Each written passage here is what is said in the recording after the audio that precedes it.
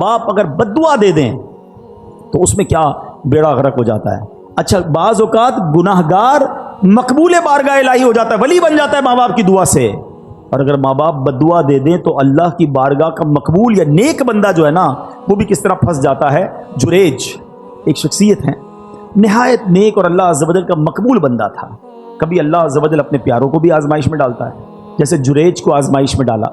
جریج کی بارگاہ الہی میں مقبولیت کا اندازہ اس بات سے لگائیے کہ آپ نے دودھ پیتے بچے کو ہاتھ لگایا, وہ بول اٹھا اور آپ کے بے گناہ ہونے کی گواہی دی. یہ تو آپ کی روشن کرامت تھی, لیکن ہوا کیا تھا, واقعہ کیا ہوا تھا, آپ ذرا یہ سمجھیے گا. یہ حدیث پاک ہے, حضرت ابو ہریرہ رضی اللہ تعالیٰ عنہ سے روایت ہے کہ نبی پاک علیہ الصلوۃ والسلام نے فرمایا, جھولے میں دودھ پیتے بچوں میں 3 لوگوں نے کلام کیا. حضرت عیسیٰ علیہ السلام, نمبر 2 جریج کے متعلق ایک بچے نے کلام کیا. آقا فرماتے ہیں کہ وہ جریج کون تھا؟ ایک عبادت گزار شخص تھا, اس نے ایک عبادت گاہ بنائی ہوئی تھی جس میں وہ رہتا تھا. ایک دن ماں اس کے پاس آئی اور اس وقت وہ نماز پڑھ رہا تھا. ماں نے کہا, اے جریج, نماز کے دوران پکارا. تو آپ نے کہا کہ ایک طرف میری ماں ہے, ایک طرف نماز ہے, میں کیا کروں؟ نماز جاری رکھی, ماں چلی گئی. دوبارہ اگلے دن ماں آئی, پھر نماز پڑھ رہا تھا. ماں نے پکارا, اے جریج. پوچھا, سوچا ایک طرف تو اللہ کی نماز ہے, پروردگار کی عبادت ہے, دوسری طرف ماں ہے. نماز جاری رکھی, ماں کا دل ٹوٹا, ماں نے اسے بد دعا دی. ماں نے کہا کہ اے اللہ, اس کو اس وقت تک موت نہ دینا جب تک کسی بری عورت کا یہ سامنا نہ کر لے. اب کیا ہوا؟ تو بنی اسرائیل کے لوگ آپس میں جریج کی عبادت کا بڑا ذکر کرتے تھے. ایک بد کردار حسین و جمیل عورت, جو بری عورت تھی, اس نے بنی اسرائیل سے کہا, اگر تم کہو تو میں اس کو اپنے فتنے میں پھنسا لیتی ہوں. پھر وہ عورت جریج کے پاس آئی, جریج نے اس کی طرف کوئی توجہ نہیں دی. وہ عورت اس چرواہے کے پاس آئی جو جریج کی عبادت کے پاس ہی رہتا تھا. اس بدبخت نے اس عورت کے ساتھ غلط کام کیا. اب اس عورت کے یہاں جب بچہ ہوا تو یہ جا کر اس نے الزام لگایا کہ یہ بچہ جریج کا ہے. لوگ جریج کی عبادت گاہ پر گئے اور اس کو نکالا, مارنا پیٹنا شروع کر دیا کہ تو بڑی عبادت گزار بنتا تھا, یہ تجھ پر اتنا بڑا الزام. اب جریج نے کہا, مسئلہ کیا ہے؟ کہا, یہ عورت کہتی تو نے غلط کام کیا, یہ بچہ تیرا ہے. جریج نے کہا, پہلے مجھے ٹھہرو, نماز پڑھنے دو. 2 رکعت نماز پڑھی اور بچے کے پاس آیا, اس کے پیٹ میں انگلی چبو کر دریافت کیا, اے لڑکے تمہارا باپ کون ہے؟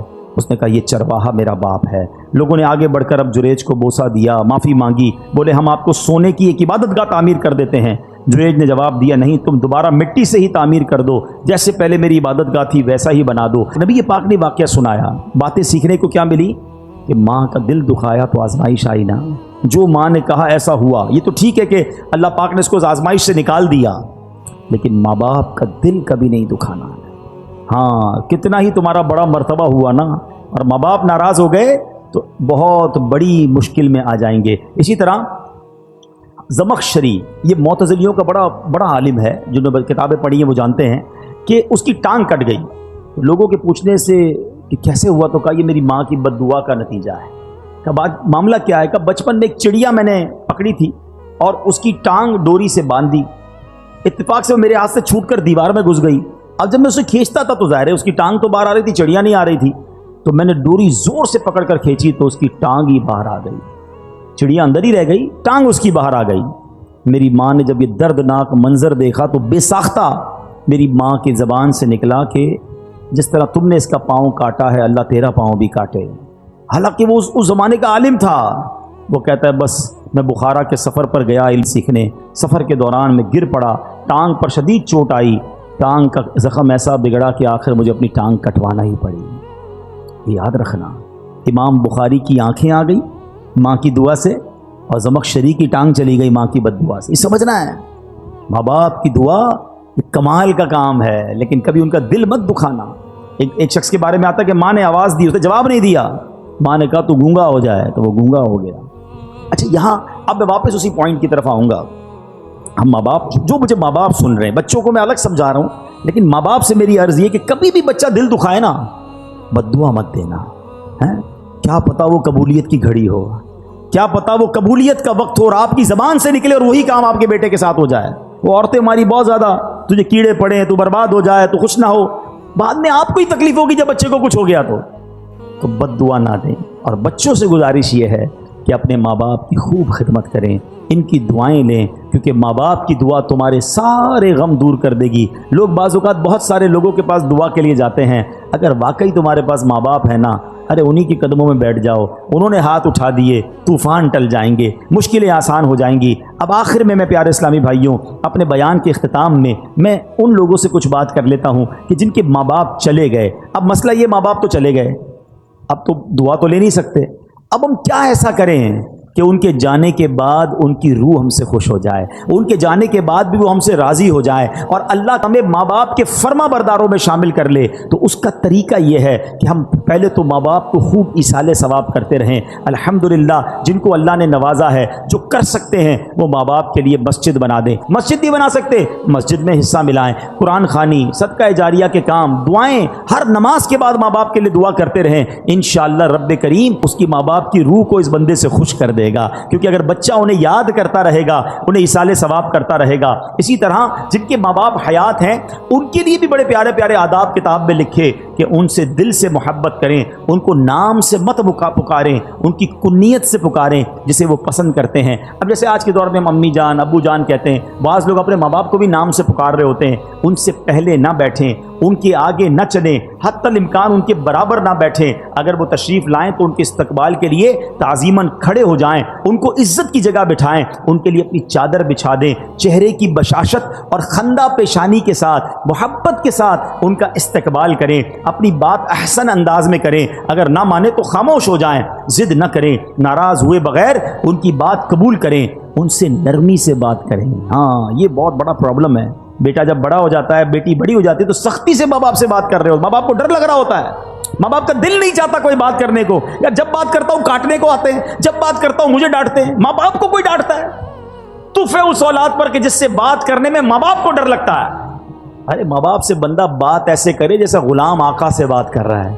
کسی افسر کے پاس جاتے تو کیسے جاتے ہیں؟ سر تھوڑا سا میرا کام، تھوڑی فائل پہ سائن کر دیں، آپ کی بڑی مہربانی، بہت شکریہ، بس اچھا وہ کہ نہیں اچھا صاحب کوئی بات نہیں میں کل آ جاؤں گا۔ اس سے نہیں کہتے آپ مانا کیوں کر رہے ہیں، کل کیوں بلا رہے ہیں؟ نہیں میں کل آ جاؤں گا، کوئی سر آپ ناراض نہ ہو۔ دنیا کے افسر سے یہ انداز، اور ماں باپ سے کیوں منع کر رہے ہیں، کیوں روک رہے مجھے جانے سے، میری بات آپ کیوں نہیں مان رہے؟ ارے تم ماں سے اس طرح بات کرو گے، والد سے اس طرح بات ہوگی؟ کتابوں میں لکھا ہے بیٹے پر حق ہے والد کا اس طریقے سے کہ بیٹا باپ کے آگے ایسے رہے جیسے غلام آقا کے آگے رہتا ہے۔ مگر افسوس یہ ہے کہ آج باپ بیٹے کا غلام بنا ہوا ہے۔ ہونا تو یہ چاہیے تھا کہ بیٹا باپ سے ریکویسٹ کرتا، ابو جان پلیز میری بات مان لیں، میرا یہ کام کر دیں، آپ کی بڑی بات نہیں۔ اچھا ہو سکتا ہے کہ یہ والد کا ایٹیٹیوڈ کسی بیٹے کو اچھا لگتا ہو، کسی ماں کا یہ انداز بیٹی کو اچھا لگتا ہو کہ میری ماں دیکھو کتنا ڈرتی ہے مجھ سے۔ ارے تف ہے تمہاری زندگی پر، تمہاری ماں اور تمہارے والد تم سے ڈر کے بات کر رہے ہیں۔ میں ان کا بیٹا ہوں، میں ان کی اولاد ہوں، میں ان کی ملکیت ہوں، وہ مجھ سے کس بات کا ڈریں گے؟ وہ مجھے حکم فرمائیں، وہ عرض نہ کریں، وہ آرڈر کریں مجھے، وہ حق ہے ان کا۔ مگر آج انداز ہی بدلتا جا رہا ہے، اور یقین جاننا یہ مکافات عمل ہے۔ اگر آپ نے اپنے ماں باپ کا ادب نہیں کیا نا، آپ اس کی ریفلیکشن اپنی اولاد میں دیکھیں گے۔ ہم نے دیکھا ہے کہ جو ماں باپ کا ادب کرتے ہیں اس کی اولاد بھی اس کا ادب کرتی ہے، اور جو ماں باپ کو ستاتے ہیں بعد میں آخرت کا عذاب تو اپنی جگہ ہے، دنیا میں ہی اپنی اولاد میں بندہ یہ دیکھتا ہے۔ تو اے میرے پیارے اسلامی بھائیوں، آج کے اس مختصر سے اجتماع میں یہی عرض کرنے آیا ہوں، قدر کرو اپنے ماں باپ کی، ماں باپ کی دعا لینا، ماں باپ کی بد دعا نہ لینا۔ اور چلے گئے اب انہیں بھولنا نہیں، اور جو چلے گئے انہیں بھولو مت، ہر جمعے کو جائیں قبرستان۔ اچھا مزے کی بات دیکھو، ماں باپ بھی کمال کے لوگ ہیں، زندگی میں ماں باپ کی کوئی محبت سے زیارت کرے تو اسے حج کا ثواب ملتا ہے نا۔ ہاں روایتوں میں آتا ہے جو قبر کی زیارت کرے اسے بھی حج کا ثواب ملتا ہے۔ جمعے کو جا کر یاسین شریف پڑھے، اللہ پڑھنے والے کی مغفرت کر دیتا ہے۔ جو ماں باپ کی زیارت کے لیے قبرستان جائے، جو وہ خود مر جائے گا تو اس کے قبر کی فرشتے زیارت کو آئیں گے، یعنی قبرستان جانا تو میرا ہی فائدہ ہو گیا نا، میری مغفرت ہو رہی ہے، فرشتے میری زیارت کو آئیں گے۔ تو ماں باپ کمال ہیں یار، رحمتوں کا منبع ہیں، زندہ رہیں تو بھی کرم ان کی مہربانیاں ہیں، اور چلے جائیں تو قبر پہ جاؤ تو پھر بھی بیڑا پار ہو جاتا ہے۔ تمام لوگ اپنے ماں باپ کی فکر کریں، قدر کریں، چلے گئے تو ان کو خوب ایصال ثواب کریں۔ میرے اعمال کی اصلاح کرم سے